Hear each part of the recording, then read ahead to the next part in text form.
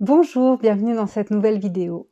Je ne sais pas si vous le savez, mais actuellement dans le monde de l'éducation bienveillante et positive, il y a un débat qui fait rage. La psychologue pour enfants Caroline Goldman a lancé ce débat, cette grande opposition, avec son nouveau livre. Ce n'est pas vraiment le livre qui a lancé l'opposition, c'est ses prises de parole lors de ses médiatisations. Je n'ai pas vraiment à cœur de prendre parti dans ce qui se joue là, même si, très honnêtement, vous allez rapidement voir de quel côté mon cœur balance. Ce qui m'intéresse, ce sont les mécaniques qui se jouent là. En fait, ce que j'ai envie de faire dans cette vidéo, c'est que nous regardions ensemble comment ça se passe, entre humains, quand il y a des formes de prise de pouvoir et des propositions de guerre, afin que nous puissions tous, chacun d'entre nous, nous regarder en face et regarder comment nous sommes animés par cela et comment nous pourrions encore un peu évoluer. Tout cela dans le but de devenir des adultes un peu plus responsables, droits dans leurs bottes, qui peuvent accompagner des enfants en étant une forme de modèle et d'exemple à peu près cohérent.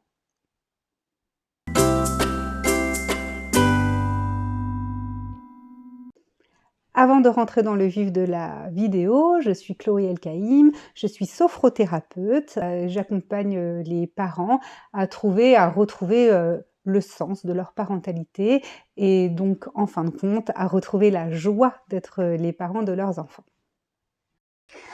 En ce qui concerne la théorie amenée par Madame Caroline Goldman, je ne serai pas capable de vous faire une synthèse exhaustive. J'ai simplement écouté des podcasts, des interviews, je l'ai vu parler aussi. Et Caroline Goldman se place en fait comme une accusatrice de la parentalité positive et bienveillante, qu'elle accuse d'être laxiste. Et c'est là que je ne comprends pas. Juste, je fais un tout petit point sur le mot positif.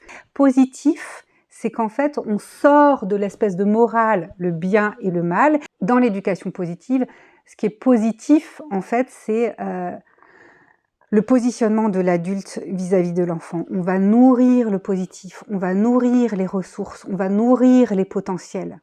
Pour autant, évidemment qu'on pose des limites, évidemment qu'on intègre la bonne loi, évidemment qu'il y a un cadre.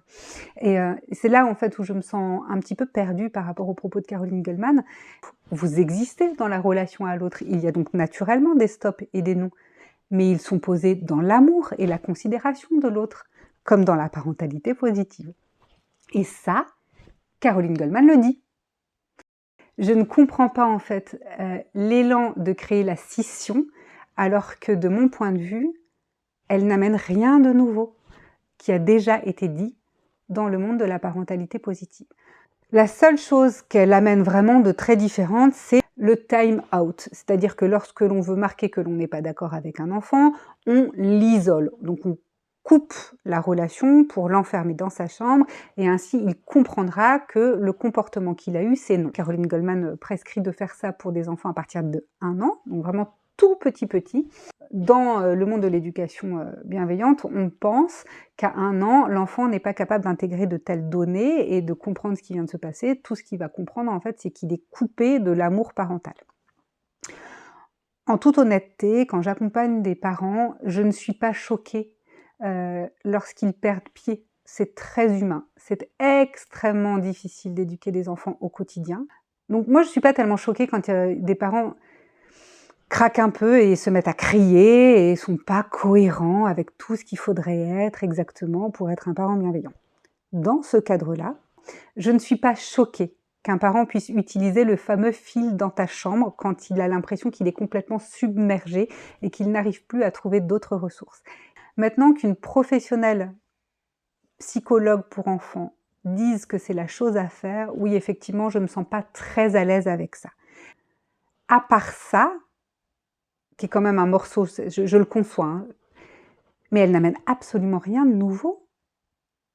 Elle dit ce qui est dit dans le monde de l'éducation bienveillante. Alors, pourquoi créer une telle scission? Caroline Goldman nous dit que l'éducation bienveillante positive pousse les parents à ne jamais punir et que les personnes arriveraient dans son cabinet en disant il m'est impossible de punir parce que l'éducation bienveillante m'interdit de le faire. Existe-t-il réellement des écrits qui disent pour être un bon parent, il ne faut jamais poser aucun interdit? Et là, je vous demande à la fois de participer par commentaire, s'il vous plaît, et d'être bienveillant et respectueux à mon égard, parce que je pose une vraie question, je n'ai pas du tout la réponse. Les personnes que Caroline Goldman accuse, ce sont des personnes dont je me suis énormément inspirée pour écrire.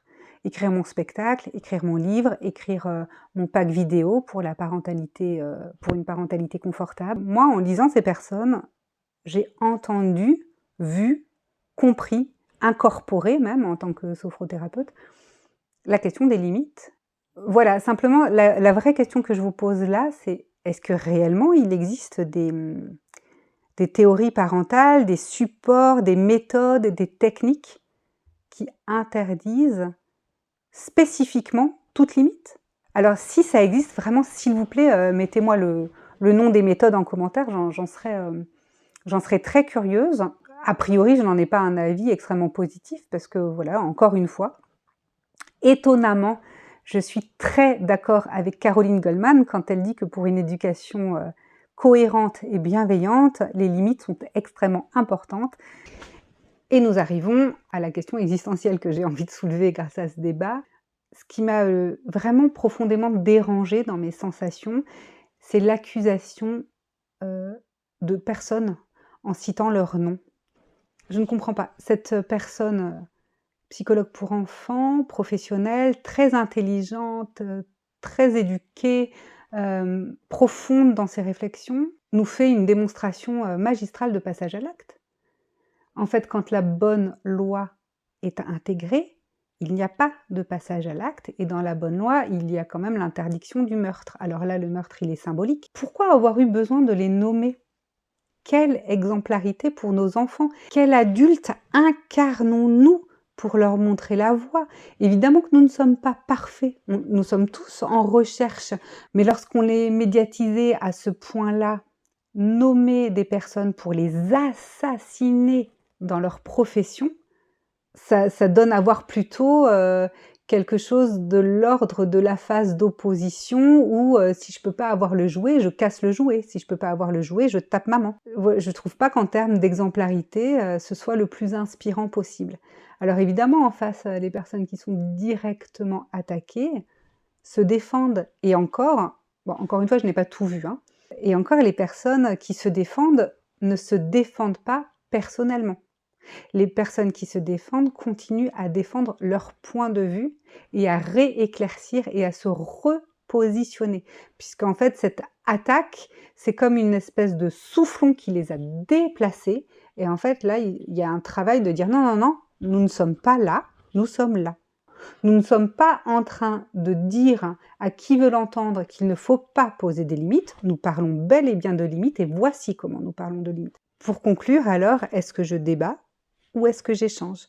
De mon point de vue, le débat, c'est vraiment l'incarnation du monde du plus fort. Il y a un gagnant, un perdant. L'échange, c'est je suis moi, je sais que je suis moi, je sais que je suis dans ma singularité et je suis tranquille avec ça. Donc, je peux créer l'espace avec toi en face, je sais que tu existes, je sais que tu es dans ta singularité et donc je sais que nous sommes différents. Et peut-être même que ça va venir m'embêter. Et c'est là que je questionne l'humanité. Qu'est-ce que je fais avec ça? Est-ce que je le laisse vivre ou est-ce que je le tue, même symboliquement? Voilà, c'était une vidéo un petit peu différente de d'habitude, un petit peu plus longue. J'espère que mes propos sont restés à peu près cohérents du début à la fin. Vous êtes invités à partager, vous êtes invités à me dire, même si vous êtes totalement pas d'accord avec moi, il n'y a aucun problème. La seule chose que je vous demande, c'est de rester courtois et dans l'échange, pas le débat. C'est-à-dire que dans votre singularité et dans nos différences, je posterai vos commentaires sans aucun problème, hein, si vous pensez différemment, mais dans le respect. Si vous avez aimé cette vidéo, vous pouvez la liker ou vous abonner.